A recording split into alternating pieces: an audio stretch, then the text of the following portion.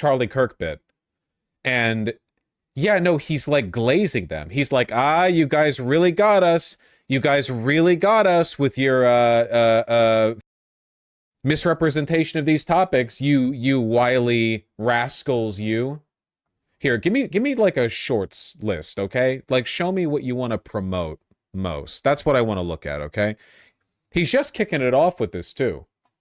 Yeah, your hate campaign really won over the public. Give me a Charlie Kirk. What the hell are you doing here? What, by the way, what brings you to California, your favorite state? It is my favorite state in the union. You're doing such a great job here, by the way. No, I'm honored to be on the show. Thank you. And you were just down at USC? I was at USC yesterday, drew a big crowd. By the way, I knew you were at USC early because my niece, who's graduating. She was the one with the MAGA hat on. She was, by the way, I do have to watch, but she was down there and she was like, she said, you never know. These kids are going to the right. I'm aware. She said, this crowd's crazy. The point. Is there, wait, I'm sorry. This is a short. So this is something that Gavin Newsom, or at least his production team, decided to like specifically highlight. So far, Charlie Kirk has made 3 jabs at him, and all he's done is laugh. This is like a curated highlight. Which is, you are making a damn dent. Thank you. I'm kidding. No, but I know, but I appreciate that. I mean, it's the reason you're here, because I think people need to understand your success, your influence. It's a humiliation ritual. Yeah, it really is. Is there any point we're watching this? This is just rage bait. I mean, it's the governor of California and one of the presidential prospects in 2028, assuming we still have anything even remotely resembling a democracy at that point. It's bipartisan. It's not even bipartisanship. Charlie Kirk isn't a politician. He's an out and about fascist influencer. Like, there's no, he had Steve Bannon on. There's absolutely no reason to have him on. This isn't even like a platforming Nazi. That logic at this point. The Nazis are already in government, okay? It's not even about like the platforming Nazis thing. It's that Gavin Newsom, like the tone of this conversation. Like, I thought everyone talked about Gavin Newsom like he was some kind of attack dog against Republicans. Like, oh, yeah, he might hate homeless people, and yeah, he might be like a bad leader, and yeah, he might shoot down like left-leaning bills that come through the legislature in California. But don't worry, guys, because he's like a goddamn warrior against Republicans. And you can really see it here, too. You can really see it here. It's what you've been up to and the fact that you're on these college campus tours. And to your point, man, you just open up. I mean, you're like, ask me anything. Anything. It wouldn't surprise me if he shifted over to the right, like if he changed parties at some point. The only thing Gavin Newsom has ever cared about is personal power. He's a grinning sociopath. He runs as a Democrat. He pretends to be a Democrat because he's in California, which is how you win, you know, the governorship in California, unless you're Arnold Schwarzenegger, in current times, at least. But like, he would shift over just as easily. And New York, yeah. I'm telling you, man, it's Democrats connected to finance, okay? You go to the Midwest where there's not as much financial investment, not as much money floating around, and you have authentic, sincere Democrats. That's how you get Tim Walz or whatever. You go to New York or California where there's trillions floating around year over year in the GDP, and you get these monsters. I think you talked about it the other day. A lot of folks were talking about that Carville article where he talked about roll over and play dead. Roll over. To be fair, I do think, Vosh, shortly before or after the election, you were saying Newsom hates Republicans when people were talking about him making California a stronghold. Yeah, what the f*** are you listening to me for? I'm clearly an idiot. No, I mean, obviously this podcast bullshit wasn't out then. I don't remember what exactly I said, but Kirk went on Fox News later and said he doesn't believe Newsom at all. This dick-sucking session was for nothing. Genuinely like a humiliation ritual. Like, that's the point of it, you know? But I get, like, do you think Gavin Newsom is trying to jump ship? He's like, well, okay, the power's with the right now, but they won't even accept them because they have their own guys. Like, why would they take you? They hate California. They hate you.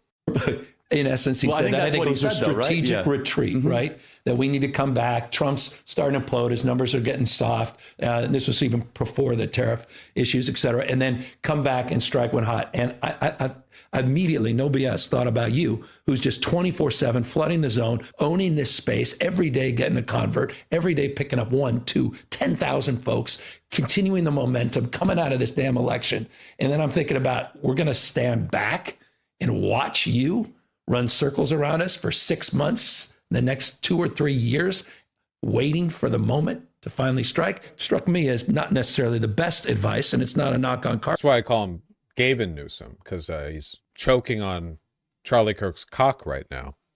Not a knock on Carville, by the way, not a knock on Carville, this demonic ghoul, not to besmirch this evil idiot who I'm disagreeing with here.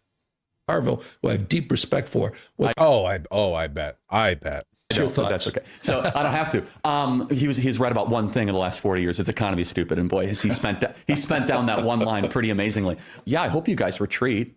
You kind of like the more advice. For us. I mean, there's no opposition. There's no activist spark. You guys are posting these cringe videos on social media. What are the videos? What are the ones that I don't know. This cringy? Like harmonious thing of like 22 senators all saying the same thing. Like that. Genuinely, like, is the point of this? Did Newsom get paid for this? Yeah, I didn't like it. Go ahead. Go do more of that. What do you do? Please. What do you do? Seriously, Charlie Kirk, give us some advice. Get better ideas, Governor. This is curated. This isn't even like is the point of these clips is like Charlie Kirk is owning you. And I've talked to the guy. He's not all that. All right. You're a governor, for fuck's sake. I'm a YouTuber. How about the book ban stuff? On a serious note, 4,240 books or titles, libraries and schools were banned in 2023. Is that not as a conservative? Well, it depends. I mean, like, I think we can both agree pornography should not be taught to 9-year-olds. Fair point. Okay, fair. so that's this guy, phenomenal pushback. Thank you, Newsom, for all you've done. Let's just take that at face value. Newsom talking with a Nazi in 1935, and Newsom's like, those book burnings.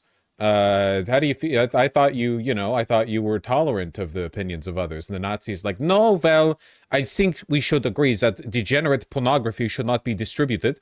And then Newsom's like, okay, yeah, I guess that's true. I think that degeneracy is bad. Thank you, Newsom. The book ban. All right. Well, there were some other books. No. Bill O'Reilly's that book was the banned. Moms for Liberty contention. Time out. Yeah. Like, I agree on Bill O'Reilly. The Moms for Liberty movement that you made a big thing of was just no porn to 10-year-olds. Yeah, we agree. So those books should be banned. Instantly, completely concede on this point, which is again like verbatim Nazi rhetoric. The idea that all depictions of or representations of non-heterosexual people are pornography, which is just a classic Nazi talking point. What we should do right now is every California school that has porn in their library should be kicked out. Does that include the Bible? Ban. Well, I wouldn't say the Song of Solomon is porn. No, but I mean, some have made that point. Is that a fair point? I don't think that's fair. And as a man of faith, and I deeply admire that about you. Thank you. Sincerely. Yes, but no, I mean, again, the Song of Solomon is rather risque. No, it's but what we're talking about in these books is not just the words; it's also the images. And again, your audience can look at the images themselves. Okay. It's highly graphic. But again, it seems a banning binge. I mean, at next level, sort of cancel culture. But why do you think moms are doing that? Do you think it's because they want to have mind control, or do you think that they have come across incident of highly provocative material? I love moms, but this mom's... Jesus Christ, man. Is he referring to health science textbooks that show penises and vaginas? Well, the difference between those textbooks and the kind of stuff that Charlie Kirk is referring to, by the way, of the thousands of books that have been banned, a few of them have like crude drawings of genitalia. And by crude, I mean like 4-year-olds are doodling this shit for funsies. We're talking about 8 = capital D here. Okay. The anatomy textbooks are far more graphic. Anyway, the idea that these fascists have any issue with any depiction of sexuality is flagrantly false. Again, they don't have an issue with the Bible. The Bible has plenty of risque stuff in it. It's just queerness. We're years past this talking point. Remember DeSantis's "Don't Say Gay" bill?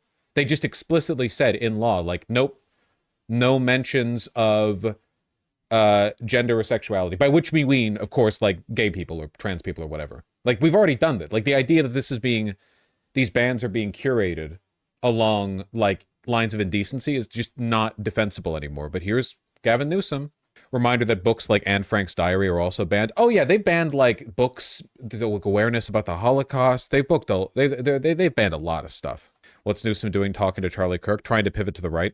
I mean, we don't have to get into Moms for Liberty. It seems you brought up the book bans, deeply organized for a larger agenda, but that's my humble opinion. No, but let me just, kind of complete the point is that. But like, why? Who is he winning over? I don't think he's trying to win over anyone except the right, and not the right for like voter support. I think he's planning for a pivot to the right, as in like being a Republican. I don't know. I don't think it's going to work, but I think that's what he wants. He's a sociopath. it's easy to just call